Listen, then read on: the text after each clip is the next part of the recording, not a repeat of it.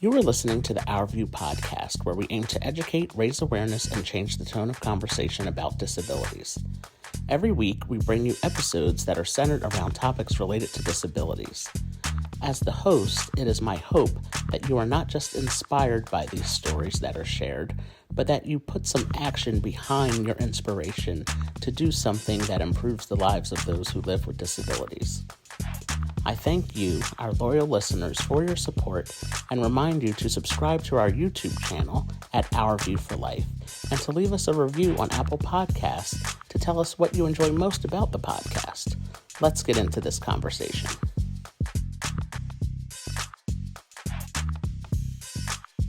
I would like to welcome everyone back to another episode of the Our View podcast, where we aim to educate, raise awareness, and change the tone of conversation about disabilities. I am happy to be back with new episodes. This is our 5th season of the podcast, and I have a great guest for you all today, and we have already talked before we started recording. I am going to unfortunately mispronounce your name, but we're going to fix it. So I would like to welcome to the podcast Dagbjört to the podcast. I am so sorry about that, but you are going to fix all of that for us right now. And so welcome to the podcast. I'm very happy to have you on with us today. Hi, everybody. It's a great honor to be here to share my story. I am Dagbjört. It actually literally means stay bright, and I am a 31-year-old opera student from Iceland. And I have visual impairment, which I will explain more later about. Yeah, so thank you for joining us from Iceland. We are recording this. It's 2:00 in the afternoon here in New Jersey, and you told me that it was after 6 p.m. in the evening there. In Iceland, you are my first podcast guest from Iceland, so Yay!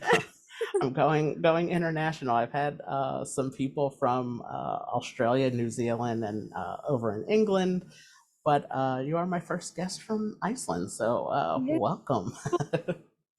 So, as you mentioned, you do have a disability called cortical visual impairment.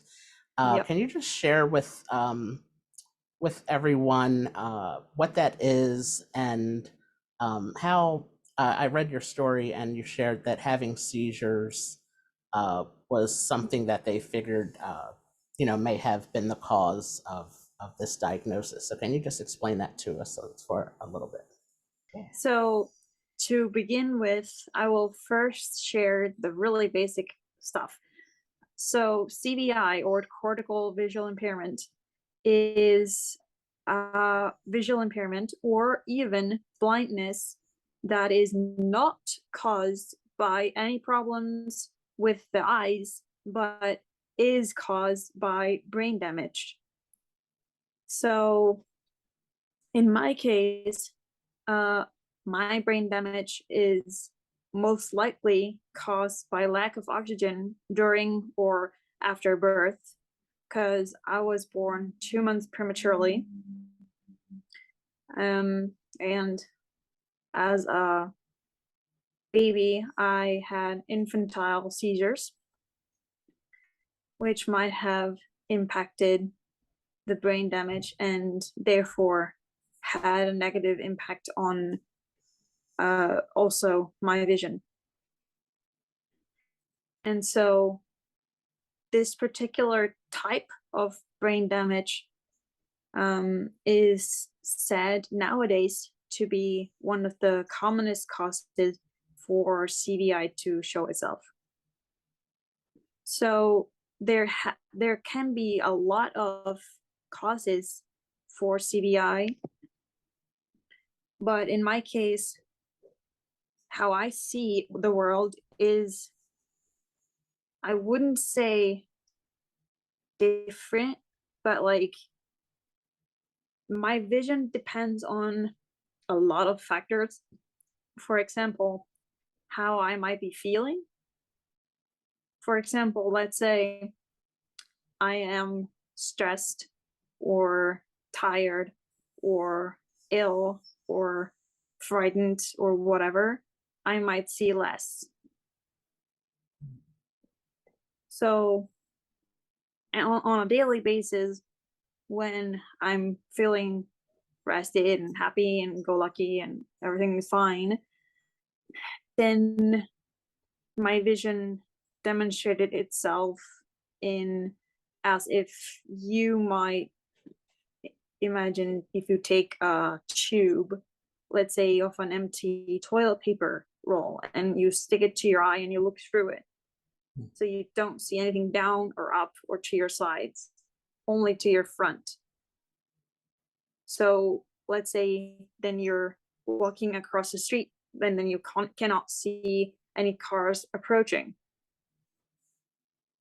And then you cannot go down a stair without tripping. Or you're not able to see who's standing beside you unless that person starts talking, you know? Mm-hmm. And then, as I said, if you get stressed or feeling any off, then the tube shrinks into a drinking straw size hole, you know? Wow. And then, in extreme situations, let's say you get very ill, like you have a really high fever or infection or something, you lose your vision. Or if your environment is super loud, like on a rock concert or something, my vision goes away. I perform on stage blind. Wow, that is so interesting. And thank you for those examples of having vision as if looking through like an empty toilet paper roll and then a drinking straw, because that is it's very I think relatable to a lot of people to have those two examples of what your vision uh, looks like in different circumstances, and the fact that you said and how your body responds to like you said, music, loud noises at a concert, or if you're sick or if you're stressed or tired, how your vision becomes less and less based on those responses that your body has to the stimulus around you, I guess you could Yeah. say. Yeah, wow, that's really interesting.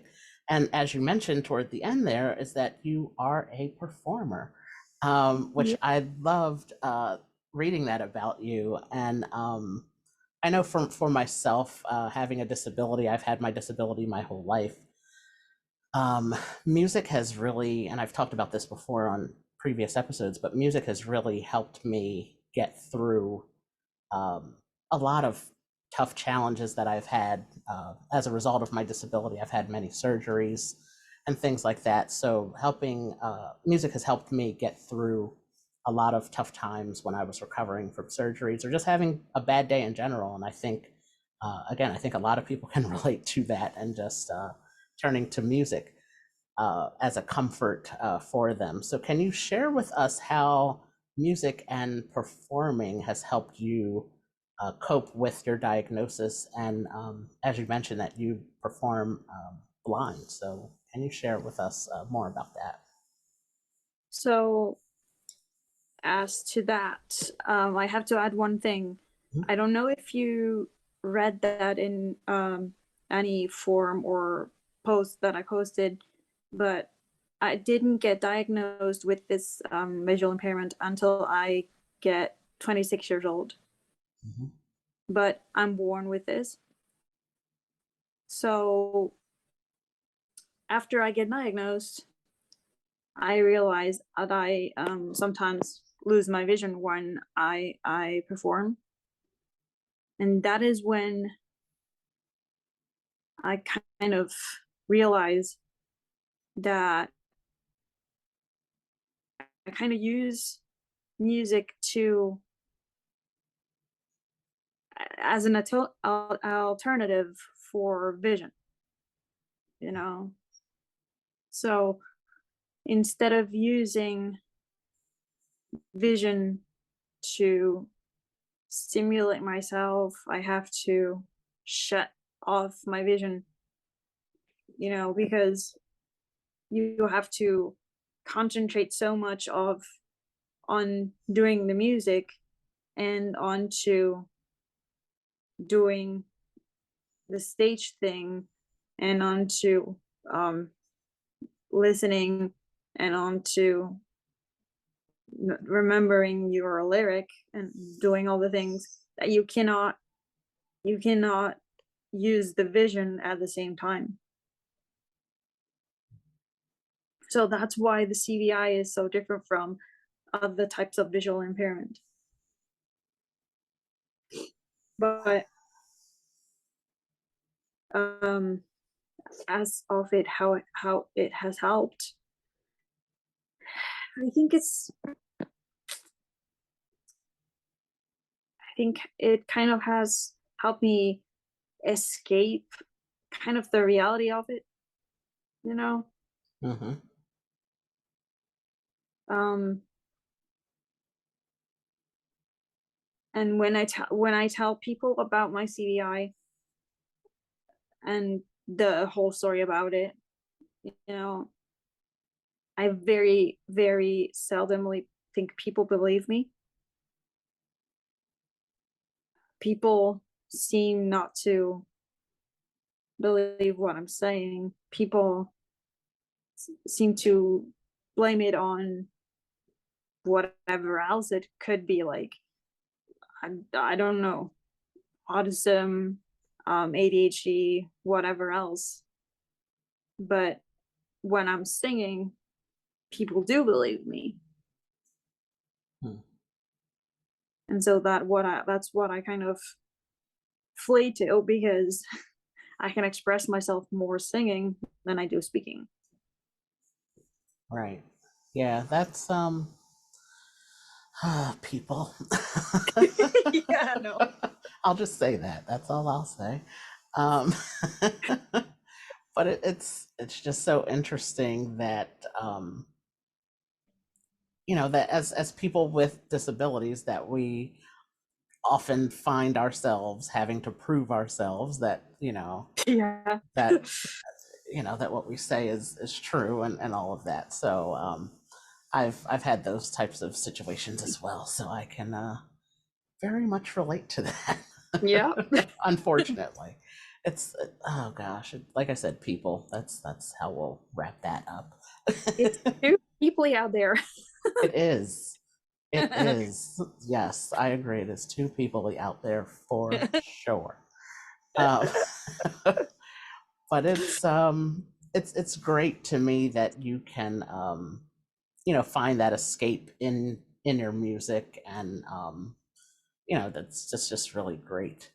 And that actually ties into the last question that I have for you, which is, what is one song that you think everyone should listen to, and why is this song so important to you? If you have more than one song, you can definitely share that as well. Well, I thought long and hard about this. Like, seriously.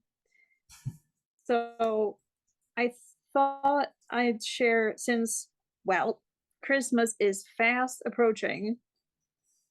I thought I'd share this whole album favorite of mine. It is an album. It's by Iceland's number one soprano singer. This album has kind of all my memories tied to it. I used to, when it came out, I was 6 years old, probably just turned 7. Um, and I used to lie or sit or even lie kind of tied to the radio, listening to it while mom was doing Christmas stuff around the house. um, I I don't know. It's kind of me being 7-year-old crying to classical Christmas music.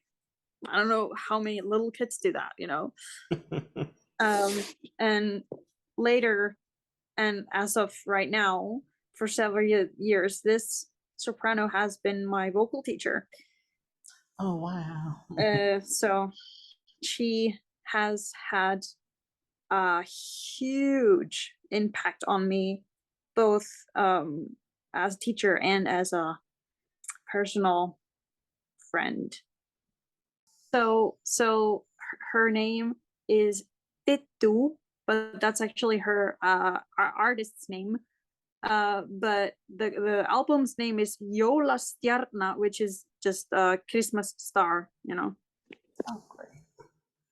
That's great.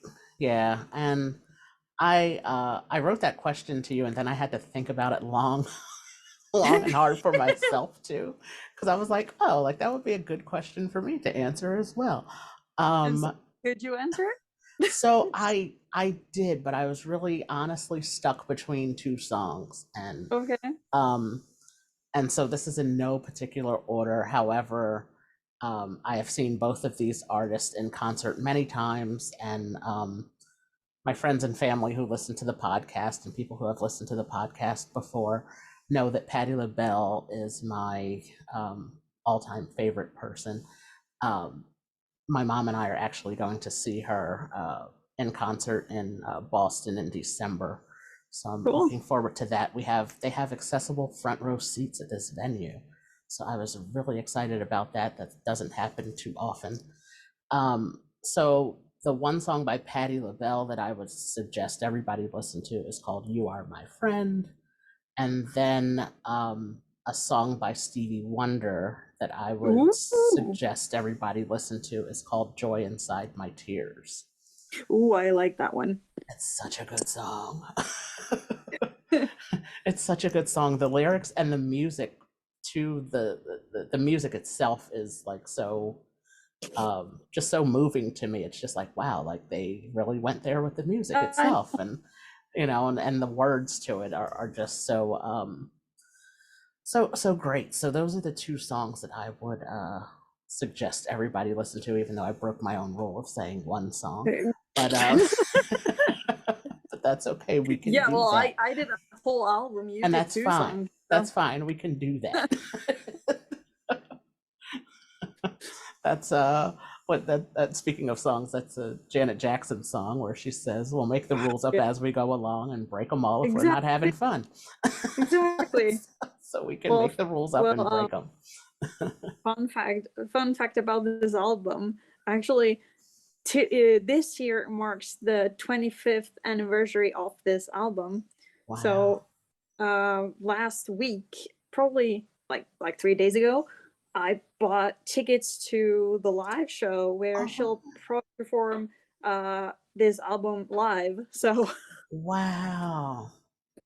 Oh, that's great. And I really loved, which I didn't mention just now, but I really love that you you brought something that you remember from your childhood and memories that yeah, you know, memories that you have of listening to this like in your house, and just those happy times and those happy memories of your childhood. I love that. So it's like, you know, bringing back the classics. That's like Mariah Carey's "All I Want for Christmas Is You." Like that's the, yeah, you know, it's like we can all remember that song from our childhood, and it comes out every year, and it's you know, there's a meme on Facebook and the internet that says, you know, it's October now, so Mariah Carey is defrosting and getting ready for, uh, yeah.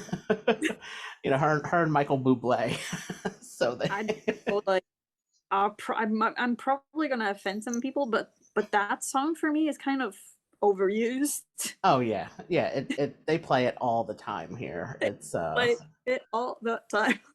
yeah, yeah, they do. They play it way too often, and it lost its spark, I think, Yeah, after a while, long but ago. it makes her so much money every year. I know. Oh, wow. But thank you so much for taking the time to talk with me and to share your story again. It was so much fun. Yeah, I truly believe that this is how we do begin to change the tone of conversation about disabilities and people who live with disabilities by talking about them Really. and making them more understandable to the general population, because people don't know what they don't know, and Exactly. this is how we can help to educate people and just to be more accepting and understanding and willing to assist people and asking before they assist, of course. But that's another big thing I'm big on is the etiquette of it That all. is a thing on somebody with a white Yes, yes. Please ask before you help anybody with a white cane or or in a otherwise. Don't. wheelchair or whatever. Like, Yes, yes. Whatever they are doing, they most likely have a system down and they know what they're doing. yeah, But it is always kind to ask if they need yeah, help, and if they say no, please believe them. Because that's the other thing. It's like, no, I don't need any help. Well, no, let me help you. No, I said no. yeah. We could do like a whole another podcast series about that Yes. one. Yes. So that is, so it's great that you were willing and open to share your story with everyone. And I truly appreciate you taking the time to talk with me today. Vice versa. Yeah. Thank you. Thank you so much. This concludes this episode of the Our View podcast. Be sure to subscribe to the podcast on Apple Podcasts, Spotify, and on our YouTube channel. You can also follow us on all social media platforms at Our View for Life. That's OURVIEW, the number 4, LIFE. If you have a topic or a person, or if you are a person who would like to be interviewed for an upcoming episode of the podcast, send us a DM on Instagram, send us a message on Facebook, or you can email me at ourviewforlife@gmail.com. Thanks for listening.